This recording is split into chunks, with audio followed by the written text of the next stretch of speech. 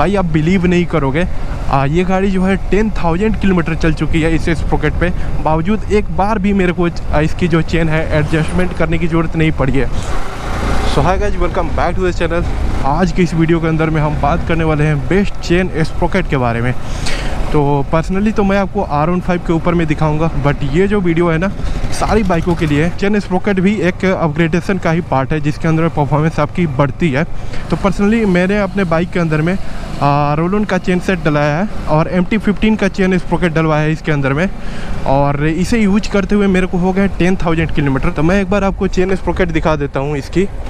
और जैसे स्टॉक आती है ना R15 के अंदर में, वो आपकी छोटी स्प्रोकेट आती है 48 तीथ की, बट MT15 का आपको मालूम होगा कि उसका जो चेन स्प्रोकेट है वो बड़ा साइज़ का आता है R15 से। तो यहाँ पे आप देख सकते हो अभी थोड़ा सा बहुत ज़्यादा चल चुका है, तो इस वजह से इसका जो कलर है ना थोड़ा सा गया हुआ है, वरना नया के अंदर में भाई पूरा गोल्डन टाइप का लगता था, बहुत ही इनहेंस हो गई थी इसकी लुक। जैसे KTM ड्यूक 200 या फिर RC 200 का आप साइज़ देखते हो ना, वैसे इसका भी साइज़ है, काफ़ी ज़्यादा थिक है। और स्टॉक वाला जो था एकदम से लगता था भाई जो साइकिल है उसका चेन लगा हुआ है, और ऐसे ऐसे हिलाने पे ना बहुत ज़्यादा स्पेस बचता था इस पॉकेट के अंदर में। बट यहाँ पे अब देखो कितनी ज़्यादा फिटिंग हो चुकी है, और लगता भी है कि भाई यहाँ कुछ है। तो थोड़ा सा मैं आपको स्पेक बता देता हूँ, प्राइस बता देता हूँ, कहाँ से खरीदना है वो मैं आपको बताता हूँ। उसके बाद मैं आपको प्रोज एंड कॉन्स के बारे में बताऊँगा। तो R15 का मेरा जो स्टॉक चेन था वो चला था लगभग 18,000 किलोमीटर पे, और 18,000 किलोमीटर के बाद मैंने स्विच कर लिया रोलन का ब्रास चेन के ऊपर में। तो अभी यहाँ पे आप देख सकते हो कि 28,704 किलोमीटर गाड़ी चल चुकी है, तो लगभग 10,000 किलोमीटर से ज़्यादा गाड़ी चल चुकी है। तो इस चेन स्प्रोकेट का जो एक्सपीरियंस है मैं आपको टोटली शेयर करूंगा, और इसको कंपेयर करूंगा स्टॉक से जो कि अपने R15 के अंदर में आती थी।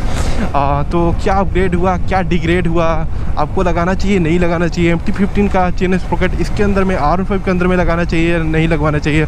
बाकी अगर आपके पास अदर गाड़ी है, RS हो गया, ड्यूक हो गया, NS हो गया, तो उन सब गाड़ियों में ये लगाना चाहिए कि नहीं लगाना चाहिए मैं आपको बताऊँगा टोटली इस वीडियो के अंदर में। तो सबसे पहले मैं आपको कारण बता देता हूँ कि स्टॉक से मैंने इस पॉकेट के ऊपर में क्यों स्विच हुआ, वापस से स्टॉक वाला चेन मैंने क्यों नहीं लगवाया। तो सबसे पहली बात तो वो जो है बहुत ही कम किलोमीटर पे, लगभग 15,000 या फिर उससे भी कम, और मज़ा सा नहीं आ रहा था चलाने में। तो बहुत ही कम किलोमीटर की रनिंग हुई उस चेन के ऊपर में, और साथ ही साथ भाई हर हफ्ते ही उस चेन को एडजस्टमेंट की ज़रूरत पड़ती थी। जब भी घर से बाहर निकलो तो लगता था भाई चेन लूज हो रखा है, तो बार बार एडजस्टमेंट की ज़रूरत पड़ती थी। तो भाई ये मेरे को बहुत ही ज़्यादा ख़राब लगा था। और स्टॉक चेन जो आता था R15 का, उसके अंदर में 48 तीथ होती थी। तो स्टॉक वाला जो चेन था ना भाई, इनिशियल के अंदर में मज़ा नहीं आता था, उसके अंदर में आपको टॉप स्पीड जो है वो बेटर मिलती है छोटी साइज़ की अगर स्प्रोकेट हो तो। MT15 जो है उसके अंदर में कंपनी लगा के भी देती है बड़े साइज़ का स्प्रोकेट, क्योंकि वो जो है एक नेकेड बाइक है, एक स्ट्रीट बाइक है, तो वहाँ पे आपको इनिशियल ज़्यादा बेटर चाहिए as compare to top end, तो इसलिए वहाँ पे आपको बड़े साइज़ का स्प्रोकेट मिलता है।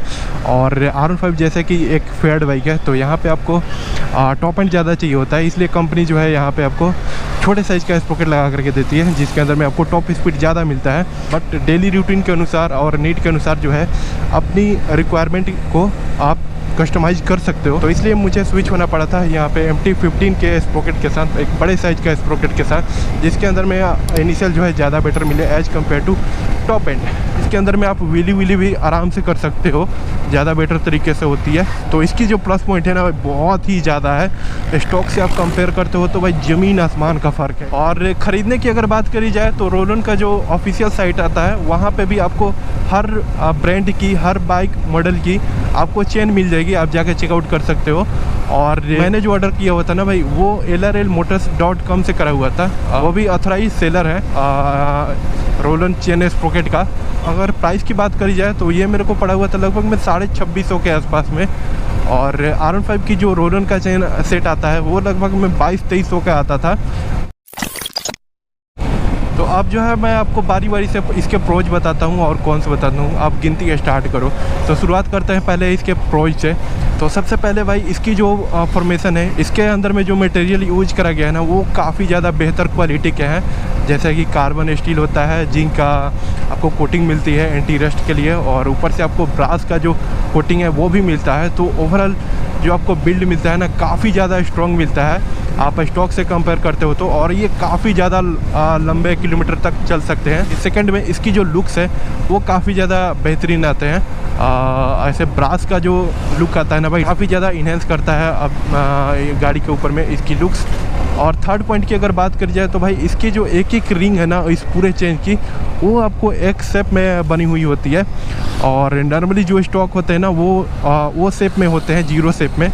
तो इनकी जो बिल्ड है वो तो तगड़ी होती है। ऊपर से इसके ऊपर में आप लीव भी करते हो ना, तो ये जो है काफ़ी ज़्यादा दिन तक चल सकते हैं, क्योंकि जो जीरो शेप में होता है उसके अंदर में आप लीव करोगे तो डायरेक्टली बाहर आता है, बट इसके अंदर में फंस के जो है और लीव जो है काफ़ी ज़्यादा रुकती है।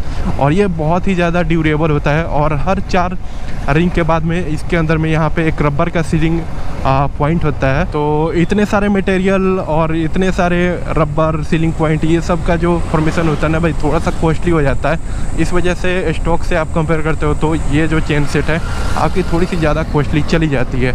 और सबसे मेन पॉइंट की अगर बात करें ना भाई, जिसके कारण से मैं स्विच हुआ इसके ऊपर में, वो है इसकी चेन की एडजस्टमेंट।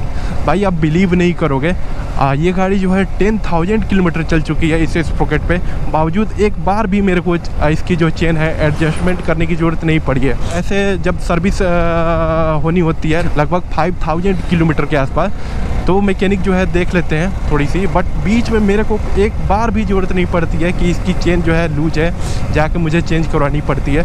तो सबसे बड़ा जो हेडेक होता है ये वाला ख़त्म हो चुका है इस चेन स्प्रॉकेट के माध्यम से। और नेक्स्ट पॉइंट की बात करूं तो भाई ये जो चेन है ना, ये एक लॉक के साथ आता है। तो अगर आपको जब भी ज़रूरत पड़ती है नेक्स्ट चेन बदलने की या फिर ज़्यादा एडजस्टमेंट की, तो आप आराम से उस चेन लॉक को निकाल करके एडजस्ट कर सकते हो, या फिर पूरा हटा सकते हो, रिप्लेस कर सकते हो नया वाला चेन आराम से, कोई दिक्कत नहीं होगा। आप घर पे भी कर सकते हो। बट स्टॉक वाला जो चेन था ना, उसके अंदर में कहीं भी लॉक नहीं आता था। तो उसका क्या है, जब भी आपको एडजस्टमेंट करना है या फिर रिप्लेस करना है तो पूरा चेन ही काटना पड़ता है भाई। तो ये जो है बहुत बड़ा कॉन्स है, और इस स्प्रॉकेट के साथ ये बहुत बड़ा प्लस पॉइंट है। और पर्सनली अगर बात करूं मैं R15 की, कि MT-15 का स्प्रॉकेट लगा करके इसके अंदर में क्या फील हुआ, तो भाई इसके जो है थोड़ी बहुत इसके अंदर में इम्प्रूव हुई है और ज़्यादा किलोमीटर अचीव करती है फर्स्ट गियर के अंदर में। और कॉन्स की अगर बात करूं तो भाई ज़्यादातर कॉन्स नहीं है इसके अंदर में, बट हाँ जैसे इसकी नए के अंदर में इसकी लुक्स थी वो थोड़ी सी अभी जा चुकी है जैसे जैसे टाइम हो रहा है। और नेक्स्ट कौन थोड़ा सा मैं आपको बताऊंगा वो है इसकी टॉप स्पीड। तो टॉप स्पीड जो है डेफिनेटली इसके अंदर में थोड़ी सी कम हो चुकी है, बहुत ज़्यादा नहीं, लगभग 5 किलोमीटर या फिर उससे भी कम किलोमीटर की जो टॉप स्पीड है वो कम हुई है। तो गाइस ये रहा टोटल बातें इस चेन स्प्रॉकेट से रिलेटेड। वीडियो कैसी लगी आप कमेंट के अंदर बताओ, और नेक्स्ट वीडियो किस चीज़ पे चाहिए वो भी आप बता सकते हो। और वीडियो अच्छी लगी हो तो make sure to subscribe my YouTube channel, और मिलते हैं आपसे ऐसे ही किसी नेक्स्ट कंटेंट के अंदर में। तब तक के लिए बाय बाय।